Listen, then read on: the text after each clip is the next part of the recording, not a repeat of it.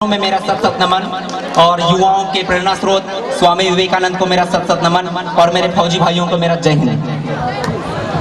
फौजी भाइयों ने तो अपना परिचय दे दिया है, मैं अपनी कुछ कविताएं प्रस्तुत करने चाह रहा हूं। आप लोगों को प्लीज थोड़ा समझना है कि मैं कहना क्या चाहता हूं। यूं ही नहीं बनते सैनिक, आम जिंदगी में हौसले शानदार रखते हैं। जेब के छोटे बटुओं में परिवार, दिल में सारा हिंदुस्तान रखते हैं। आसान नहीं फौजी का जीवन, ये सही कहा है किसी ने, आसान नहीं है फौजी का जीवन।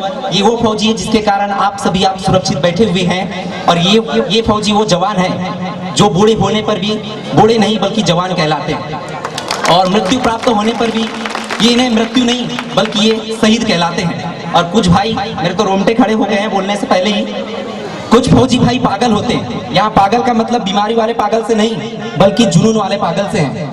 तभी तो ये -15 डिग्री सेल्सियस में सियाचिन पर जाकर बॉर्डर पर लड़ते हैं और 20 किलो का वजन लेकर 40 किलोमीटर तक चल लेते हैं। तो मैं आगे की लाइन प्रस्तुत कर रहा हूँ। राहें मुश्किल मंजिल से अनजान रहते हैं। 2004 में ज्वाइन किया एक देश प्रेमी, आंखों में वर्दी में अभिमान रखते हैं। यूं ही नहीं बनते सैनिक, आम जिंदगी में हौसले शानदार रखते हैं। जेब के छोटे बटुओं में परिवार, दिल में सारा हिंदुस्तान रखते हैं। सूरज सा तेज लेकर माथे पर दीपक की तरह वो जलते हैं। कायदी से निकला जितेंद्र सुलाखे, उन्होंने बताया सैनिक सरहद पर पलते हैं। अपनी हद को रोशन कर सैनिक परिवार से दूर पलते हैं। यूं ही नहीं बनते सैनिक, आम जिंदगी में हौसले शानदार रखते हैं। जेब के छोटे बटुए में परिवार, दिल में सारा हिंदुस्तान रखते हैं।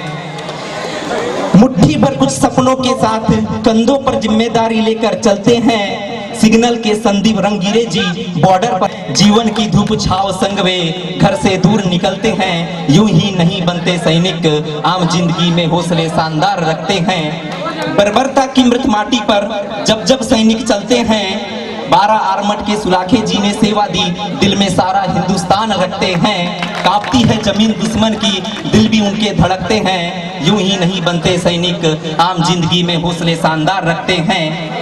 प्रहरी हूँ, बचपन में था मैं माँ का राजा बेटा।